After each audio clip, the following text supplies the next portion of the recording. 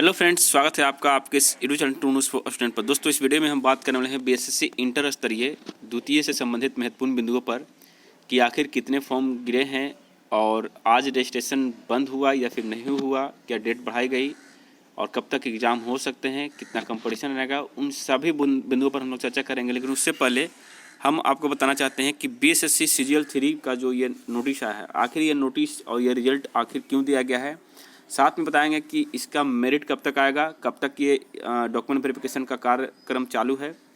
तो चलिए हम इन सारे मुद्दों पर चर्चा करते हैं। दोस्तों, जैसा कि आप देख सकते हैं, आप लोग आस लगाए हुए थे कि मेरिट लिस्ट आएगा, लेकिन यहाँ पर लिस्ट आया 880 नए कैंडिडेट को बुलाया गया है डॉक्यूमेंट वेरिफिकेशन के लिए। आखिर इन छात्रों को क्यों बुलाया गया है, तो दोस्तों यहाँ पर आप देखिएगा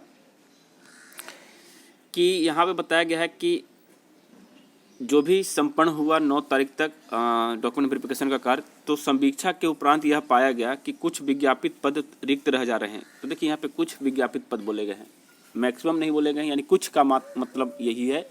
वैसे पद जिसमें एक्स्ट्रा क्वालिफिकेशन के साथ ग्रेजुएशन के साथ कुछ एक्स्ट्रा क्वालिफिकेशन मांगा गया है, यानी कि स्पेशल सब्जेक्ट के साथ ग्रेजुएशन होना चाहिए।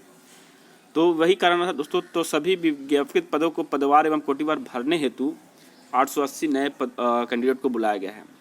तो वो कौन से पद हो सकते हैं, तो दोस्तों वो ऐसे पद हैं जिसमें मैथ ऑनर्स, किसी पोस्ट में सिर्फ और सिर्फ मैथ ऑनर्स मांगा गया है, किसी में विज्ञान के साथ ग्रेजुएशन चाहिए, किसी में है कि अर्थशास्त्र मैथ स्टैटिस्टिक्स के साथ चाहिए। तो यही 3 4 5 तरह के पद हैं जिसमें ये क्वालिफिकेशन अनिवार्य रूप से था। अब हुआ ये होगा, देखिए ये संभावनाएं बता रहा हूँ कि जैसे मान लीजिए कि 2400 स्टूडेंट को बुलाया गया, ठीक है, 2464 थे तो 2400 मान के चलिए स्टूडेंट को बुलाया गया।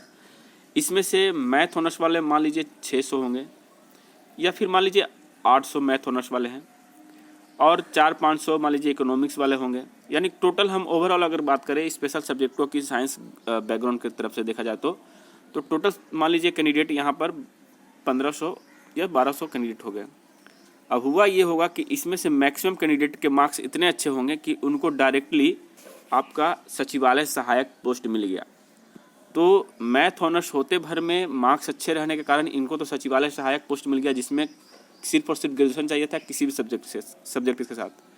तो बाकी वैसे स्टूडेंट जो सिर्फ ग्रेजुएशन किए हैं, हिस्ट्री या फिर ज्योग्राफी या फिर हिंदी या फिर इंग्लिश, यानी कि बाकी सब्जेक्ट के साथ किए हैं, साइंस बैकग्राउंड से आप नहीं हैं, तो वैसे स्टूडेंट का मार्क्स थोड़े कम रहने के कारण मेरिट से नीचे तो आ गए।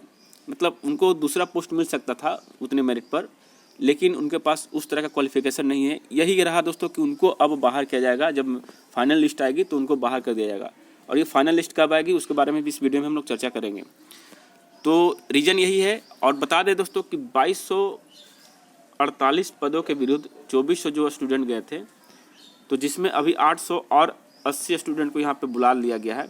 तो यानी लमसम अगर देखा जाए दोस्तों तो यहाँ पर 10 बोल रहा हूँ, मतलब 3000 प्लस स्टूडेंट को यहाँ पे बुला लिया गया है, ठीक है। तो 3000 प्लस स्टूडेंट बुलाए गए हैं, मात्र 2200 सीटों को भरना है। तो आप मान के चल सकते हैं कि 800 से 900 स्टूडेंट तो ऐसे ही बाहर होने वाले हैं। अब बात ये रहती है दोस्तों कि जो पहला डिवी हुआ उसमें से कितने स्टूडेंट बाहर होंगे। जैसा कि मैंने आपको बताया था कि 1920 के आसपास मेरिट बनी थी उस समय, और वो पब्लिश हो जाती है अगर ये नए अध्यक्ष साहब नहीं आते तो नए अध्यक्ष साहब का एक ये रहा कि उन्होंने चाहा कि नहीं, पूरे पोस्ट को हम भरना चाहते हैं, 2200-4800 पोस्ट को भरेंगे। तो इसी कारण से आपका मेरिट नहीं आया, एक एडिशनल रिजल्ट आया और इसके बाद इनकी स्क्रूटनी वगैरह सब कुछ दे दिया गया है। तो जो पहला डिवी करवा लिए हैं उसमें से 400 से 500 स्टूडेंट तो ऐसे ही बाहर होने वाले हैं, इतना आप समझ लीजिए। यानी कि हर किसी के अंदर अब डर का विषय बना रहेगा, ठीक है। तो जो फर्स्ट लिस्ट था उसमें से 400 से 500 कैंडिडेट बाहर हो सकते हैं।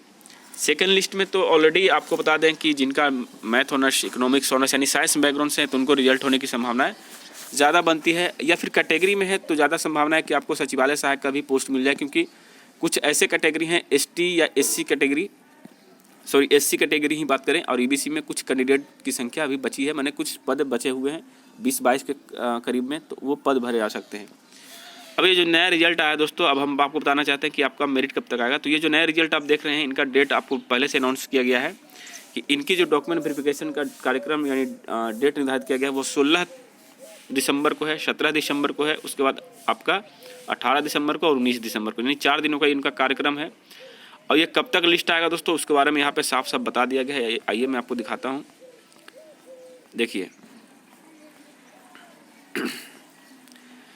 यहाँ पर बता दिया गया है पहली बात कि संवीक्षा के उपरांत विज्ञापन की शर्तों के आलोक में यथा आवश्यक होने पर विज्ञापित पदों के पदवार एवं कोटिवार भरने हेतु प्रमाण पत्र की समीक्षा हेतु भविष्य में भी अभ्यर्थियों को बुलाया जा सकता है। यानी कि अगर इन 880 कैंडिडेट से अगर सीटों की संख्या नहीं भरती है तो फिर से कुछ और कैंडिडेट को बुलाया जा सकता है, ये इनका कहना है। लेकिन 880 में संभावना है कि उनकी सीटों की संख्या जो भी है वो सारा का सारा भर जाएगी। और बताया गया है कि संवीक्षा समाप्ति के तत्काल बाद परीक्षा फल प्रकाशन की संभावित तिथि अधिसूचित कर दी जाएगी। यानी अगर आपकी परीक्षा जो डॉक्यूमेंट वेरिफिकेशन है 19/12 को ये ख़त्म हो रहा है, तो आप मान के चल सकते हैं 19/12 को ही या फिर 20 को आपका डेट एक फिक्स कर दिया जाएगा कि इस तिथि को आपका रिजल्ट जारी किया जाएगा। ये संभावित तिथि जो है वो अधिसूचित कर दी जाएगी, ये बात इन्होंने कह दी है। तो इसका मतलब साफ है कि आपको ये बता दिया जाएगा कि आपका मेरिट लिस्ट कब तक जारी होगा। ये आपको 19 या 20 तक इंतजार करना पड़ सकता है। ठीक है, चलिए ये था CGL 3D का अपडेट। फिर भी कोई डाउट्स हो तो नीचे कमेंट जरूर करिएगा। चलिए आगे बढ़ते हैं। अब हम बात करने वाले दोस्तों इंटर स्तरीय द्वितीय से संबंधित महत्वपूर्ण बिंदु पर। दोस्तों यहाँ पर आप देख सकते हैं कि इंटर लेवल का रजिस्ट्रेशन नंबर मैं आपको दिखा रहा हूँ, जो कि ये है। ये आपका 8 दिसंबर की रजिस्ट्रेशन है। 8 दिसंबर को शाम 4-5 बजे इसी शाम को ही शायद रजिस्ट्रेशन किया गया था। और उस समय तक 30,17,698 जो है रजिस्ट्रेशन सीरियल नंबर आप देख सकते हैं कि दिया गया है। यानी उस समय तक 30,17,000 थे और कल लास्ट समय तक आपको 32 लाख के आसपास रजिस्ट्रेशन गए हैं। तो ये जो 32 लाख तक रजिस्ट्रेशन है दोस्तों, इसमें मैं मानता हूँ कि 2 लाख से 2.5 लाख ऐसे होंगे जो फेक रजिस्ट्रेशन हो सकते हैं या फिर फाइनल रूप से सबमिट नहीं किए। तो वैसी स्थिति में अगर बात करें तो कम से कम आपको यहाँ पर 30 लाख का कंपटीशन देखने को मिल सकता है। अब 30 लाख कैंडिडेट हैं, यानी 10 शिफ्ट में एग्ज़ाम होंगे, यानी कि 5 दिनों तक का एग्ज़ाम चलेगा। एक दिन में 2 शिफ्ट और एक शिफ्ट में 3 लाख स्टूडेंट बैठते हैं। तो 10 शिफ्ट यानी कि 5 दिन एग्ज़ाम चलेंगे आपके। कंपटीशन तो अच्छा लेवल का है ही इस बार, और सीटों की संख्या में भी बढ़ भी सकती है। और रही बात दोस्तों कि एग्ज़ाम कब तक हो सकता है, तो जैसा कि आप देख सकते हैं कि फरवरी मंथ में 2 तारीख से एग्ज़ाम है आपका इंटर का, यानी कि 10+2 का, और ये 2 से 12 तक चलेंगे। उसके बाद 15 से स्टार्ट है उनका एग्ज़ाम मैट्रिक वालों का, और ये लमसम आपका 22-25 तक चलेंगे। यानी कि कहने का मतलब फरवरी मंथ जो है आपका पूरी तरह से ब्लॉक है। फरवरी मंथ में कोई एग्ज़ाम नहीं हो सकते हैं। थोड़ी बहुत संभावना जनवरी में है, उसके बाद डायरेक्ट आपका मार्च में जाएगा। अब दोस्तों इतनी बड़े एग्ज़ाम यानी इतने कैंडिडेट का एग्ज़ाम लेना है तो जनवरी में भी संभव नहीं है, क्योंकि जनवरी में अभी ये लेटर वगैरह भेजेंगे सभी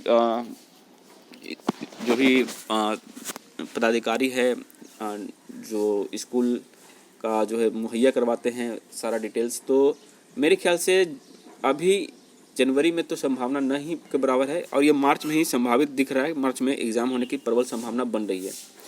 वैसे आप लोग तैयारी तो करते रहिए, और जो होगा मैं आपको अपडेट देता रहूँगा। और हम बात करें दोस्तों इंटर स्तरीय प्रथम से संबंधित कि सेकंड लिस्ट उसका आएगा या फिर नहीं आएगा। कई सारे स्टूडेंट का कहना है कि सेकंड लिस्ट भी आना चाहिए। तो मैं आपको बता दूं दोस्तों कि वहाँ जो 13,120 पद थे, ठीक है, तो बाकी जो रिक्त पद रह गए थे ना, उनका फिर से बैकलॉग कर करके नया वैकेंसी में ऐड कर दिया गया है। तो वो सीटें अब नहीं भरेगी। हाँ, 177 सीट रिजर्व है। उसके अगेंस्ट में जो कोर्ट में केस चल रहे हैं फिंगर मिसमैच वालों का, जब तक उनका क्लियर नहीं हो जाता तब तक वो 177 पोस्ट का भी लिस्ट नहीं आएगा। ये चीज़ें है दोस्तों, बाद बाकी BSSC आयोग के ऊपर डिपेंड करता है वो क्या सोच रही है, क्या करेगी। लेकिन आपको बता दें कि ऐसा कुछ नहीं है कि नया लिस्ट भी कोई जारी होगा। जब भी आएगा तो वो फिंगर मिसमैच वालों के लिए ही आएगा। तो ये था आज का अपडेट। चलिए मिलते हैं नए वीडियो में नए अपडेट के साथ। तब तक जय हिंद, जय भारत।